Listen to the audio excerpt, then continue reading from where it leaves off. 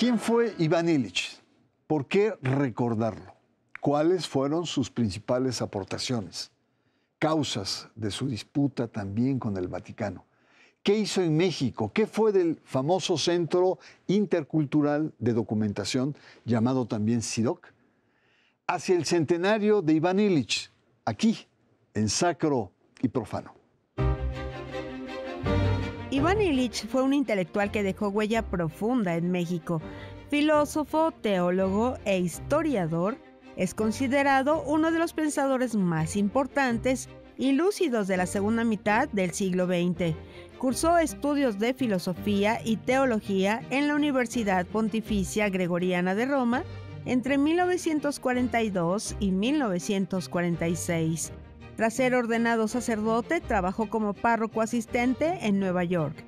En 1956 fue nombrado vicerrector de la Universidad Católica de Ponce en Puerto Rico.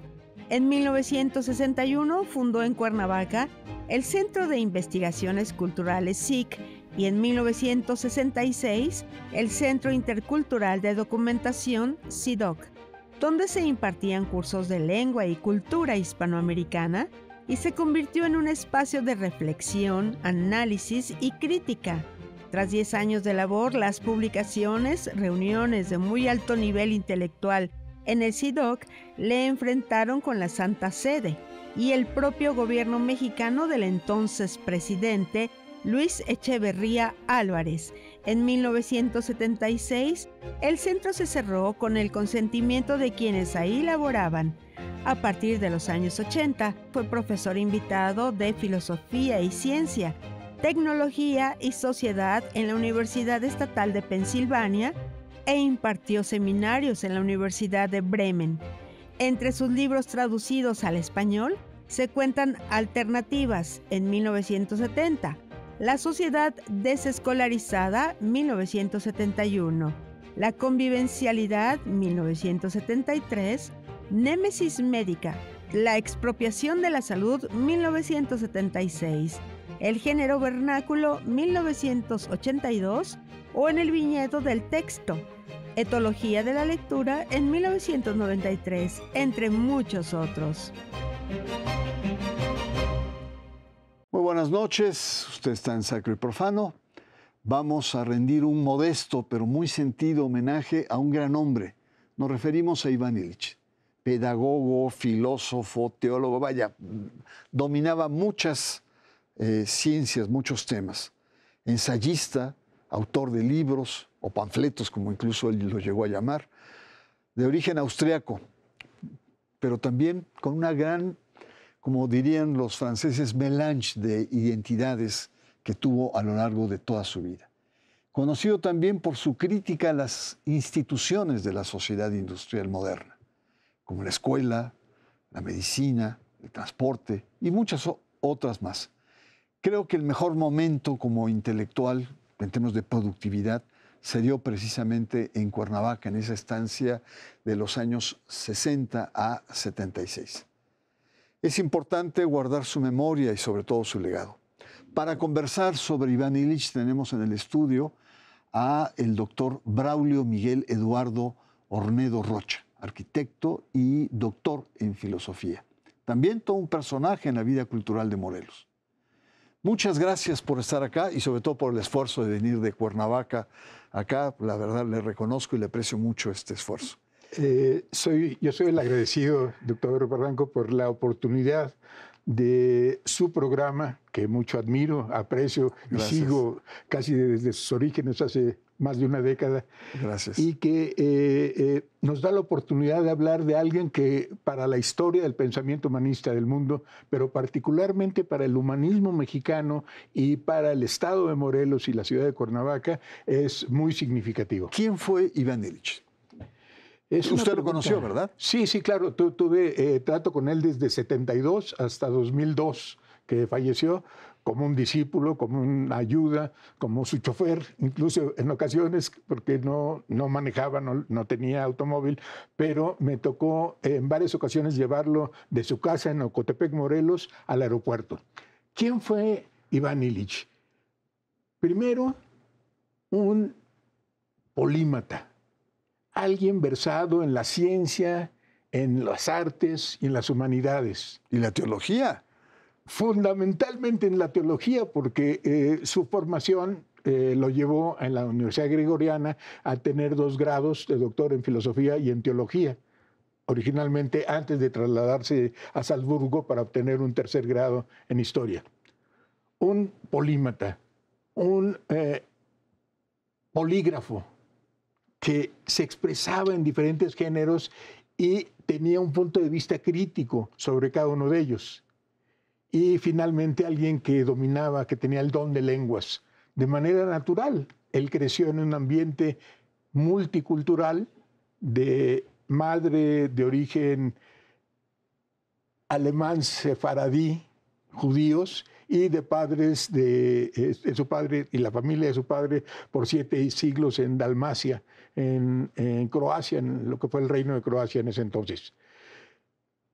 Esta versatilidad de Illich de no conocer fronteras, retenes ni muros divisorios en las diferentes disciplinas, y esta facilidad también de poder dominar diferentes lenguas le dio la oportunidad de tener una preocupación central a lo largo de su vida, que fue la interculturalidad. De ahí el nombre. Y creo que faltó un elemento: sacerdote. Él fue un sacerdote. Por supuesto. Fue un sacerdote toda su vida. Hay el malentendido de que renunció, de que por presiones tuvo que alejarse, pero no, a lo que renunció fue a los privilegios de la alta jerarquía, como monseñor, pero no renunció a su condición de sacerdote, se mantuvo firme en sus votos de humildad, en su voto de castidad, y no estoy muy seguro que en el voto de obediencia también, pero sin duda, hasta el último día de su vida fue un sacerdote católico. ¿Por qué recordarlo a casi 100 años de su nacimiento? Iván Illich representa un parteaguas, en mi discutible opinión, en la tradición del pensamiento humanista y particularmente en la concepción política del humanismo. Se le liga con el marxismo, se le liga con el anarquismo y no faltan razones para hacerlo. Era un estudioso profundo de ambas tradiciones, pero siempre desde la perspectiva creyente, como un católico. ¿Por qué recordarlo? Porque hizo de Cuernavaca en los años 60 el centro del pensamiento crítico del mundo, porque confluyeron a Cuernavaca, al CIDOC de Cuernavaca, pensadores de diferentes orígenes y de diferentes... ¿Cómo cuáles, doctor? Como Paulo Freire, como Erich Fromm, como Peter Berger, y en México, muy significativamente, Víctor Urquidi, que entonces era presidente del Colegio de México, Ramón Xirao, el poeta filósofo de la corriente de Transterrados españoles, y Rius, el caricaturista Rius, que era asiduo a los seminarios del CIDOC. Recordar a Iván Illich es enorgullecernos como parte de ese momento crítico de la historia. Y una gran relación que tuvo con don Sergio Méndez Arceo y otro gran personaje que es Le Mercier en el mundo de del psicoanálisis. Efectivamente, Iván seleccionó Cuernavaca por la diócesis de don Sergio, porque lo que estaba sucediendo en esta diócesis era el lugar propicio para sus propias ideas de refundar un centro que siguiera su trayectoria antes en Puerto Rico, después en Petrópolis, en Brasil, y finalmente en Cuernavaca. La diócesis de Méndez Arceo y la figura de Gregorio Le Mercier son centrales en la decisión de Illich para radicar el CIDOC en Morelos. Bueno, tenemos ahí una breve radiografía, un extraordinario personaje. Yo leí varios de sus textos y realmente me arrepiento de no haberle buscado personalmente. Hubiera sido para mí una experiencia inolvidable. Estamos hablando sobre él a casi 100 años de su natalicio y vamos a ver lo que hizo. El CIDOC, sus ideas, sus vínculos, sus polémicas. Así es que vamos a una pausa. Le recuerdo que usted está en Sacro y Profano.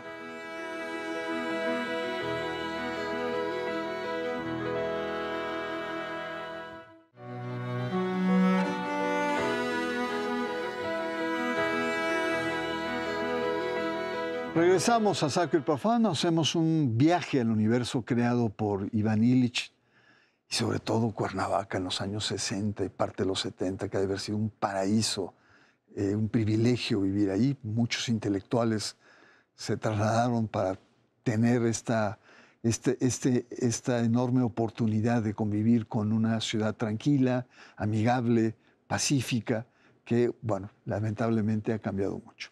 Estamos conversando con el doctor Braulio Ornedo Rochas, que lo conoció muy bien, es su discípulo, sobre este gran personaje. Don Braulio, en 1966 funda el CIDOC, correcto, el Centro Intercultural de Documentación.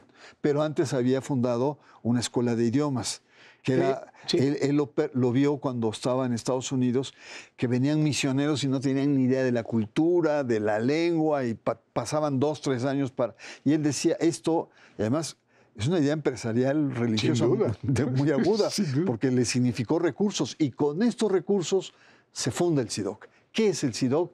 ¿Cuál era su objetivo? ¿Qué hizo el CIDOC? Y, sobre todo, ¿por qué cerró en el momento más, digamos, álgido? De esplendor. Exactamente. Sí. El CIDOC en realidad es la continuación, ya en Morelos, de otros 2 centros, el SIC y el CIF, el Centro Intercultural de Comunicaciones y el Centro Intercultural de Formación, que son los antecedentes que desembocan en el CIDOC. Sin embargo, la preocupación por la interculturalidad de Illich viene desde que decide renunciar al boato, a los privilegios de la alta jerarquía católica. El Papa Juan XXIII los nombra camarlengo, lo nombra alguien allegado al pontífice, y eso le lleva a tomar distancia y preferir hacer una estancia postdoctoral a la Universidad de Princeton, al Centro de Estudios Avanzados de Princeton, con su maestro Jacques Maritain, que fue una figura muy importante en él. En Nueva York, el cardenal era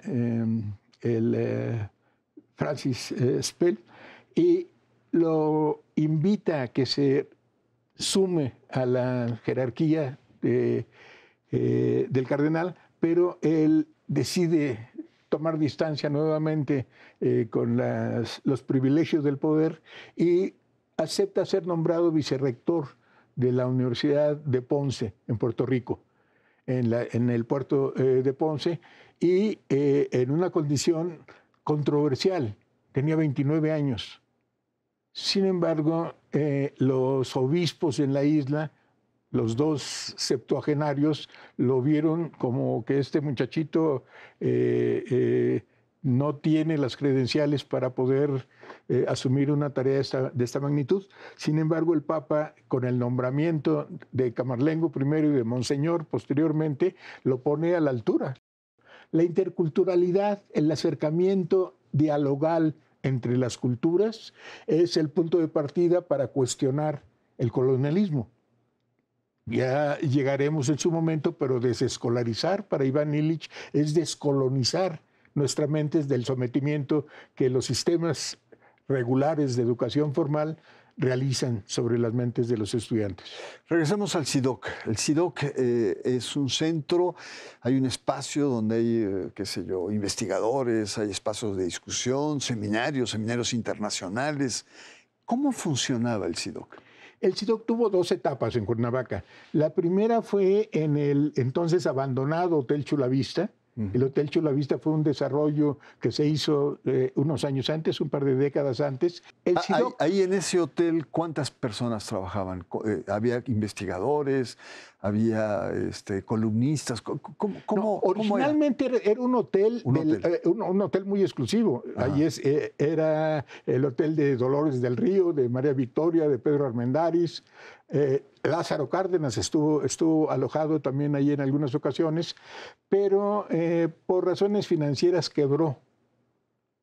Quedó 10 años abandonado, y cuando Iván Illich llega a Cuernavaca, está ubicando un lugar donde poder establecer el Centro de Investigaciones Interculturales.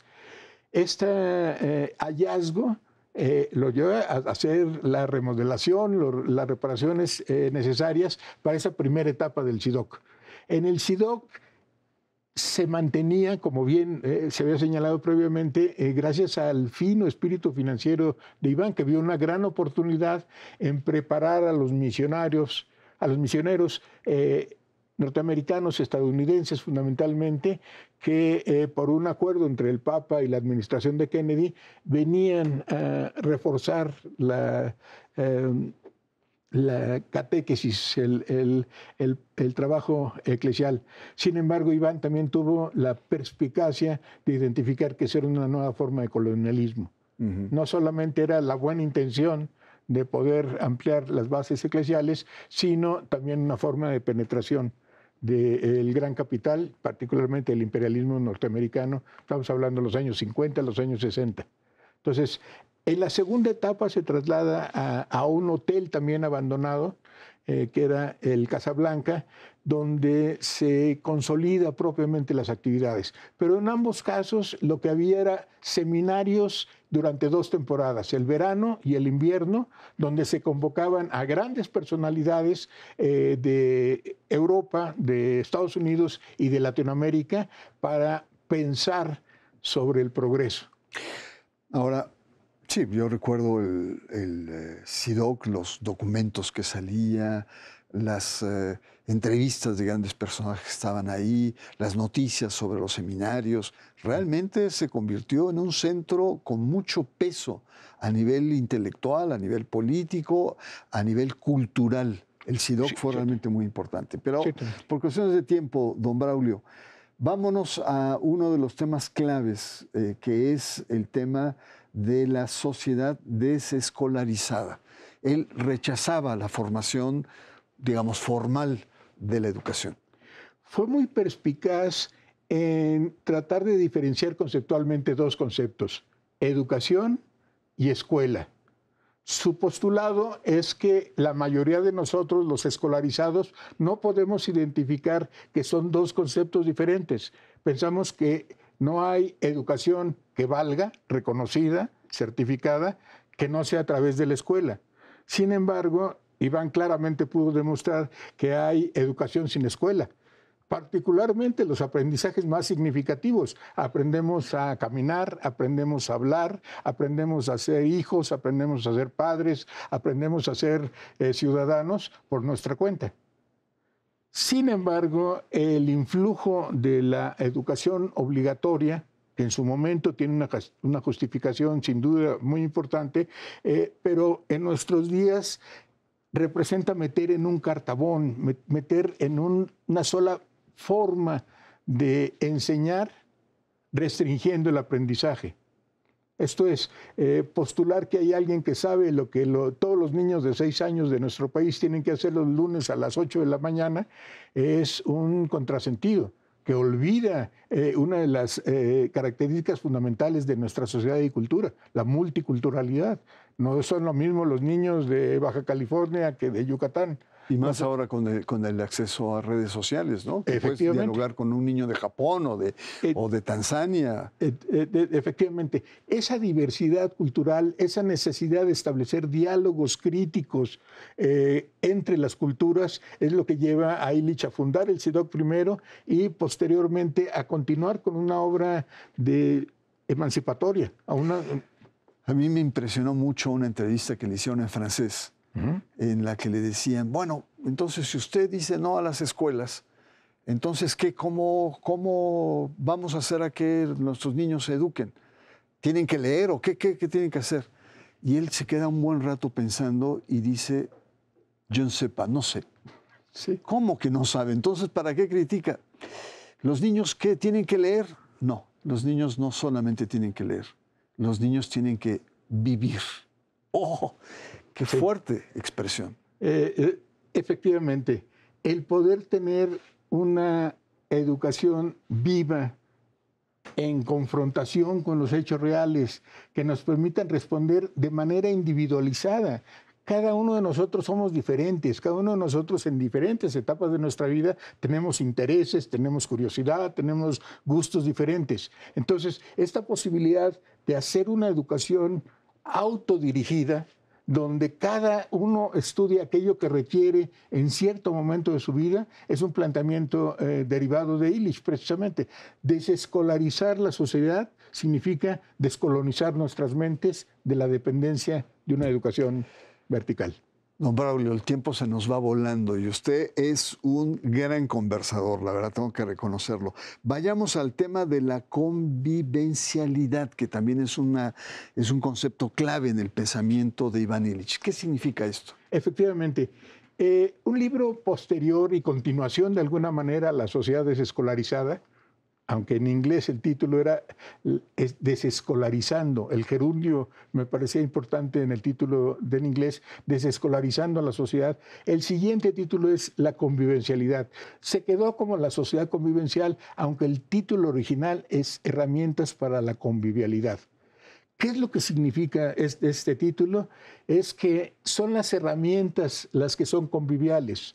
Son conviviales aquellas herramientas que propician el fortalecer la comunidad.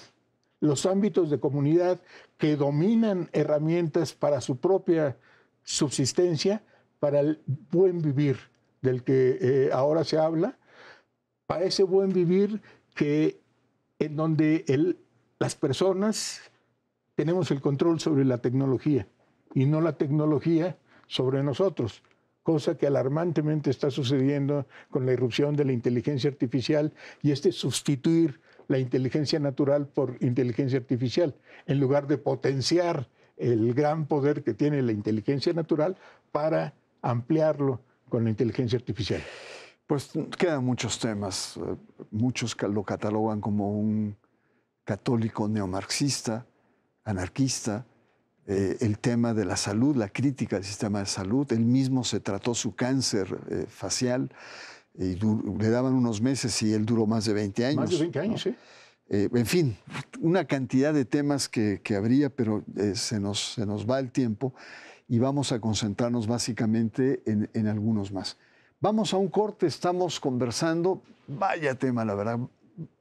No es tema, vaya personaje que estamos trayendo aquí en Sacro y Profano, Iván Illich. Iván Illich, un personaje marcante en la vida cultural de México y de América Latina, sobre todo, y recordar que también fue sacerdote, y vamos a entrar en esa dimensión después del corte. Usted está en Sacro y Profano.